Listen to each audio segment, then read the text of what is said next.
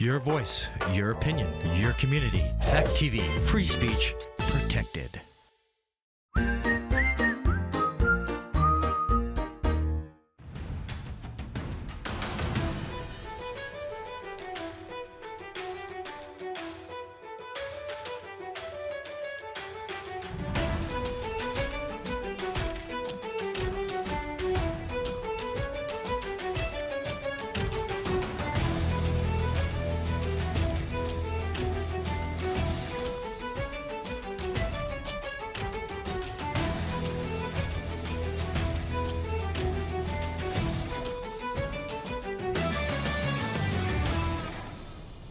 Welcome back to third episode of Breaking Down Buhurt. I'm Sean Roberon, the Melee team captain for VAC, and I'm Colby Thompson. I'm one of the members of the club and the treasurer, funny enough. Mm-hmm. And today we wanted to talk about a few things that were on our mind recently, and wanting to reach out and find more people who would be interested in getting involved in VAC, inside of Armored Combat in our area. And so we wanted to ask, what do we as VAC, Vermont Armored Combat, look for in new members? Are we looking for the biggest, strongest people out there, or what are the important aspects of finding new members for our group? What do we care about? Yeah, and I think really it breaks down to pretty much a pretty simple rule that we've set, which is we just don't want any jerks in our club. It's really what it comes down to. We don't want any like toxic, just like a toxic masculine setting for our club. We want everyone to feel welcome. It's a spot where you can push yourselves, but we don't want it to be a place where you're nervous to be hanging out with these folks for the day. Right. First and foremost, it's a club where we are all just putting together our time and our efforts outside of our busy whatever lives that we have to get together and practice and do this, sport together.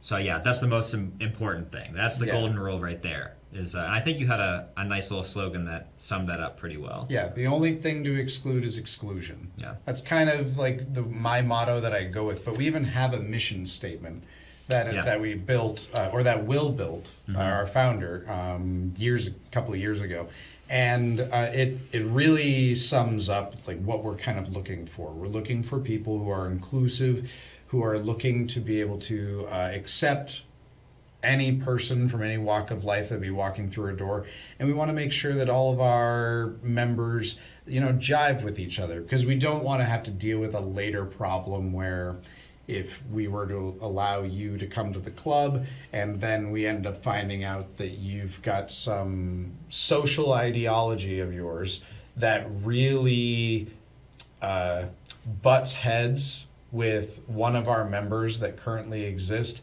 and it's some social issue that might even pertain to the person that's in the club, and then now we have to feel like, well, your ideology works against a current member. Yeah. Like your ideology is technically opposed to them. Yeah. And we don't want anything like that. So we've got this mission statement to really make sure that everybody who joins VAC falls in line with kind of our social standard that we have. Because our community comes first, and then it's the sport. So we're not just going to take someone just because they look like a tank that can hold an axe. It's not just about finding the best fighters out there. That's Definitely. Second. Yeah, and also, and we'll take people who maybe have never done any sports at all. Oh, yeah. Life. Like, we're fine with wherever your level is, that's where we'll meet you. We don't really have a instructor in our class. We have people who have done certain things longer, and Will's been giving a lot of their time, graciously at the beginning of our club meeting days to kind of show some routines, some basic striking and footwork drills that we can all do together.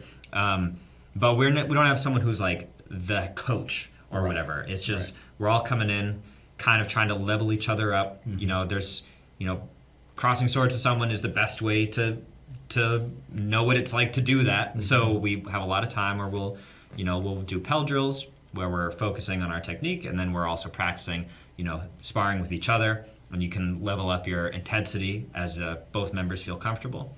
And I like your point about how we'll take anybody at any level of skill.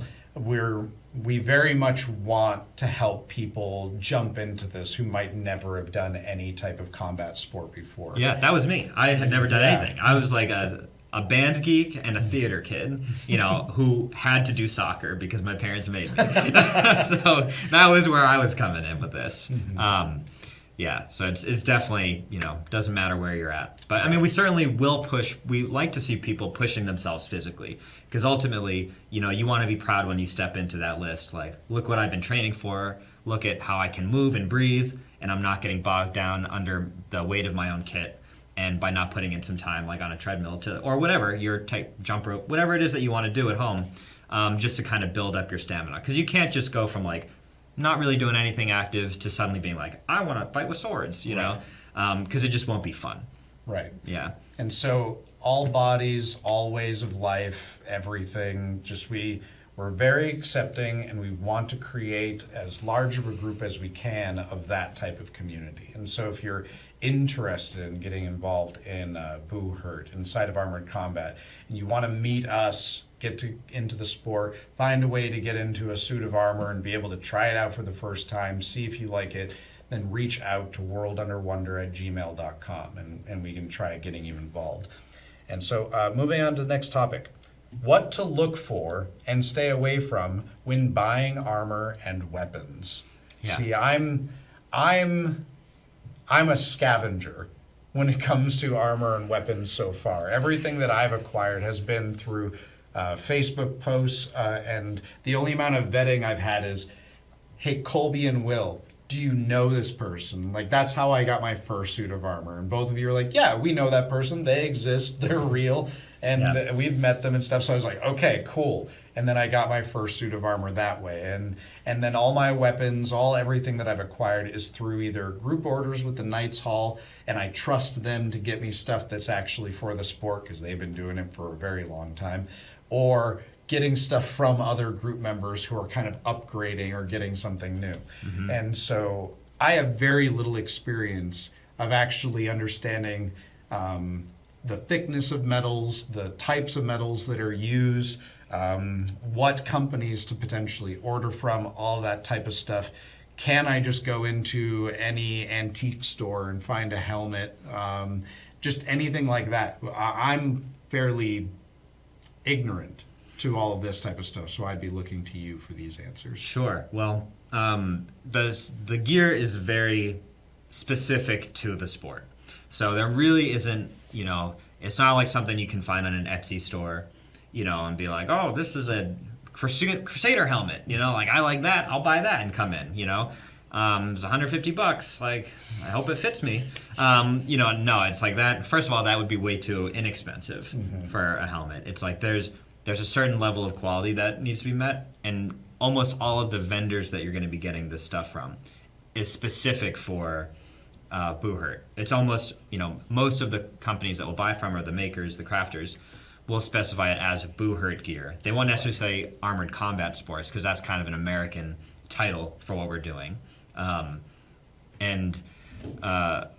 so yeah, it's always Buhurt specific. And yeah, there's reputable makers for it. I do want to say though that, I'll go a little bit more into detail with that, but scavenging is a completely valid way to put a kit together, especially if you're starting out, because I did not want to spend $3,000 to $4,000 on my first kit getting into this. Yeah, exactly. And I mean, there's always people who are upgrading. So there's, we have community pages on Facebook.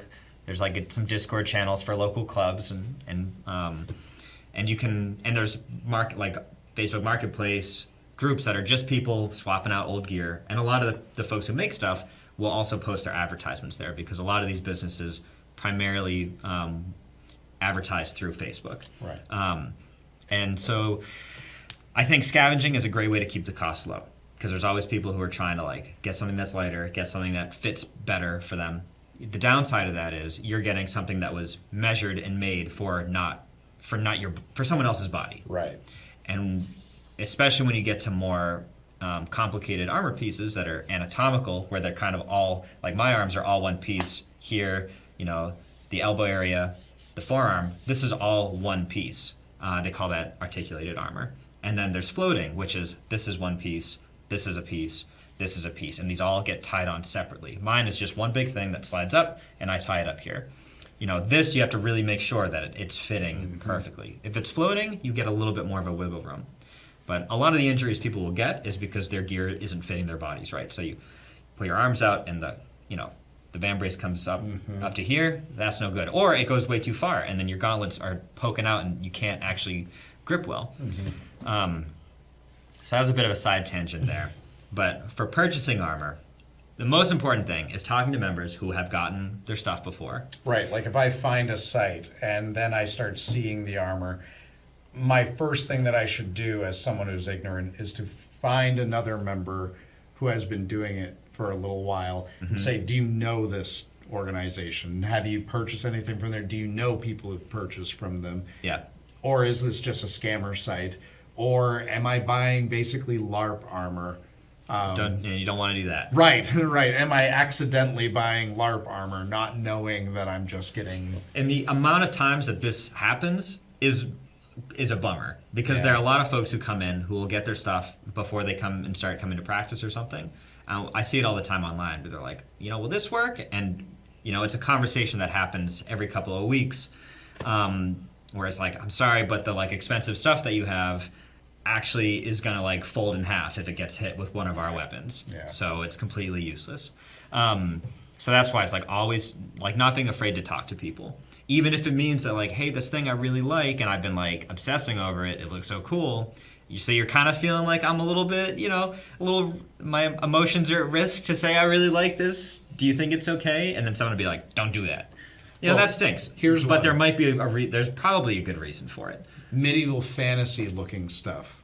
Right. Don't do it. That's all out. That's out. Just for both the historical accuracy crap that happens inside of Buhurt when it comes to people caring about the authenticity of something's existence during a certain time period. So just stay away from anything that looks like it would fit an elf.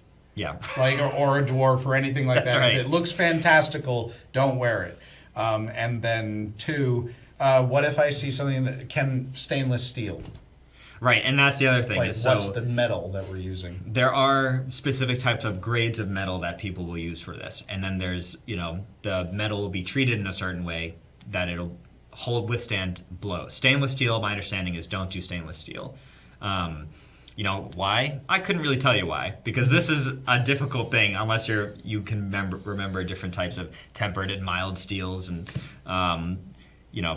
the general thickness of those. I've heard 30 something. Yeah, and it's referring to a grade of steel. It's like HSGA or something. And I think that's when you know you've got okay metal. And so you're working with this is another reason why if you just go and cast a line I'm going to buy armor online, and you say, oh, this guy on Etsy has cool armor, and you need to know this stuff. What type of metal is it? What thickness is it? These are all very important steps. So if you go through reputable makers, you don't even have to worry about that, because they usually list all that for you. They've got that listed. They know what they're doing. They list those things because they know people who do armored combat want those answers. Yeah, and you'll find millions of people not millions, you'll find dozens of people who have bought those things before, and they'll be saying this thing works really well, or it broke after my first practice. Right. So, that's something to be definitely aware of. But yeah, I did. I wanted to say, in my own personal armoring journey when I was building my kit, I maybe waited 3, 4, 5 months before I started ordering my steel.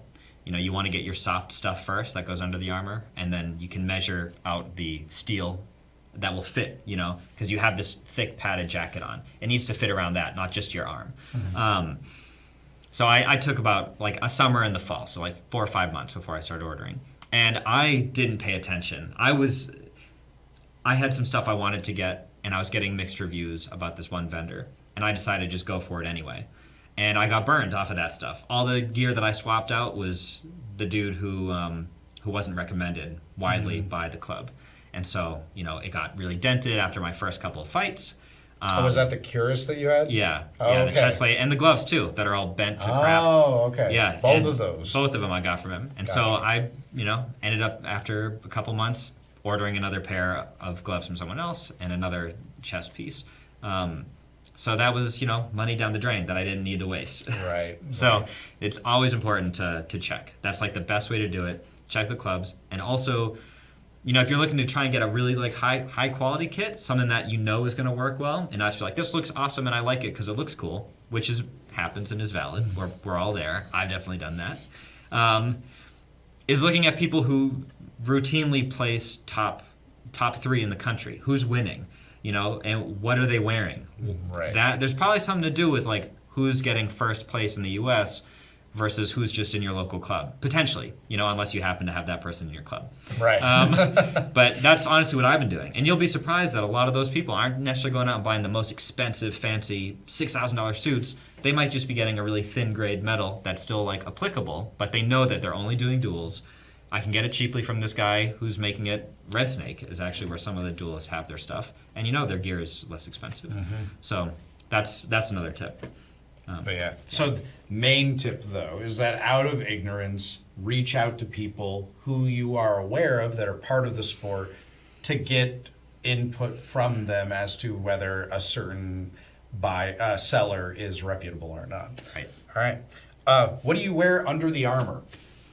Well, for you, it's sweatpants right now. I know. Actually, no, it's they a are not snowsuit. sweatpants. Yeah, they are not sweatpants. I do not wear sweatpants underneath my armor. Don't be like Sean. Don't be like Sean. It's true. Don't be like me. When I got into the sport, I already had a gambeson that I actually got married in. That was very sentimental to me, so I wanted to keep using that gambeson, even though it's not a gambeson that is made for Buhurt. It definitely doesn't. It's not as thick. It's a padded jacket. Is the gambeson? Right. Yeah. But it works for me, and for a bunch of people that are in the Knights Hall, for instance, they wear things that are just as thin as what I wear because they care about breathing and letting their body be able to move and stuff more than the hit. Which for them they find this balance, and that's for every person to find, is what that balance is. So for me, my gambeson works. And I think that you should be able to toast a Pop-Tart if you put it inside your gambeson on your plate. If you can't toast a Pop-Tart, the It's gambeson not thick is enough. not thick enough. Yeah. I like that. But then when it comes to my pants, I have not acquired proper pants yet. And I'll even say that they are not meant for armored combat. Because I had my mother sew in like an extra layer of padding along the side of the leg. So then if I take strikes there, I do have a layer of padding there. Okay. But they're not chasses. They're not the proper type of fully padded armored legs that I should be wearing underneath my metal armor. Yeah. And I'm aware of that. And I need to fix that. And eventually I will. So it's essentially chassis are the pants. Yeah.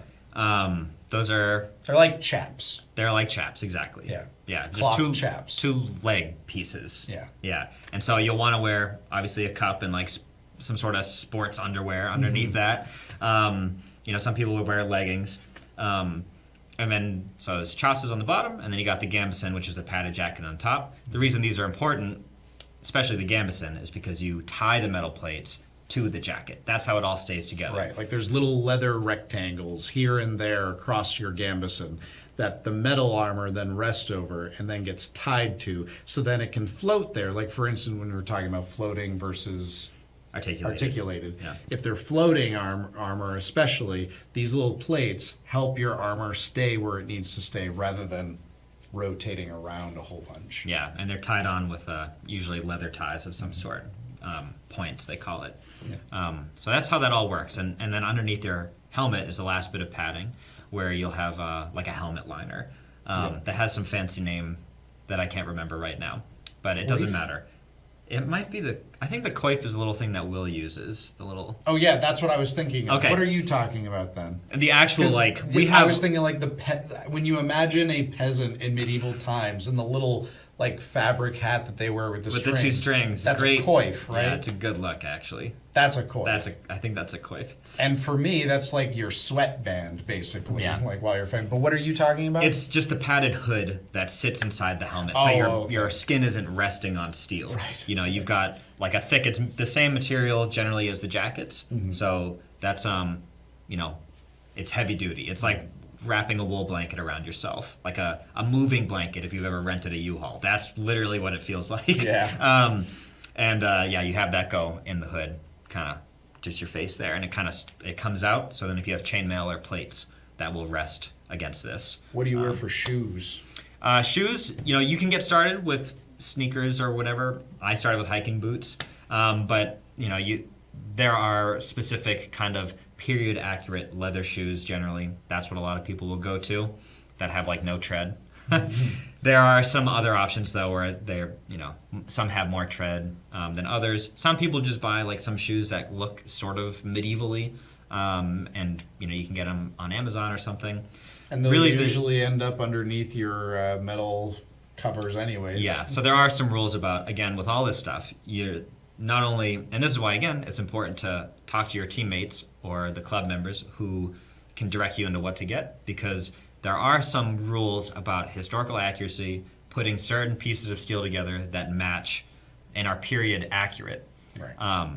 So, you know, you can't have like some, you know, fancy looking knight helmet with like, you know, when I say fancy looking, I mean like 15th century, 16th century. This is this knight statue you might see in a museum that you picture with the feathers, and, you know, it looks very elaborate with like scrolled etchings and all that stuff. Then the rest of the suit is supposed to match that, you know, within like a 50-year time period or something. So most people aren't going to care about that. But if you want to take this sport to the next level, especially in the U.S. In the U.S. you won't care. About but if that. you want to participate in some other international tournaments, that's where you might get flagged, being like, this is medieval fantasy right now. This isn't something that would have been used, you know. So you can't participate, and that would really stink. So again, just talk to your teammates. Yeah. All right, so the last thing that I wanted to mention was Gallery Walk coming up this Friday. Yeah, that's going to be really fun. Yes, this should be coming out tomorrow on Tuesday. I think that's what our person Garrett said. And so, yeah, Gallery Walk. Tell me about it. So I bet a lot of people watching this have been to Gallery Walk. It's just a big downtown block party that Brattleboro throws first Friday of every month, May through December. And they'll have live band, there'll be food trucks, big communal dining area out in the Harmony parking lot. Lots of arts and craft tables and things like Vendors that. come out and are selling their wares. Like all these artists are making things. All the businesses have their doors open and often will set up, you know, little performances or something out front of their storefronts, or just kind of extend the vibe of their place out onto the street. It's really fun. I look forward to it every year. And so the last couple of years now, we've been participating and bringing our fighting to Gallery Walk, and we'll set up a little area and do a couple duels to just kind of show people what we're doing. It's more a demo, so we're not really going at it like we were in a competition, but it's more like just kind of for fun fighting, trying out some new like moves that we might not necessarily do if it was a high level thing. But it'll make for some flashy fights. Yeah. And we'll throw a spin in there every once in a while. Always going to do the spin. But yeah, that's, if anyone's interested in learning more, this is where we kind of go into the public, get out of our training area, and just want to interact with people who want to learn more and want to like hold the helmet in their hand, feel an axe, and be like, could I do this? And if you're like, yeah, I could do this, then we'll give you some more details and we'll invite you down to come to our training spot. And we'll be getting there around 4, but the actual event doesn't start until 5? Yeah, 5 o'clock is when the Gallery Walk kicks off. It goes till 9 o'clock at night. 9 o'clock. Is when the band stops playing. Gotcha. Yeah. Yeah, so please come on down. It's going to be, we're partnered with the Tower, formerly the Collective Bar. So we're going to be storing our gear there, and we're going to be kind of mingling, you know, in the bar, hanging out with the patrons there, and then we'll move out to our spot on the street where we'll be doing our fights. You know, maybe on every half hour or something. 5 o'clock, 5:30, 6, 6:30. Probably how we work it out. Yeah. Cool. So thank you again for watching our show, and look forward to it for next time.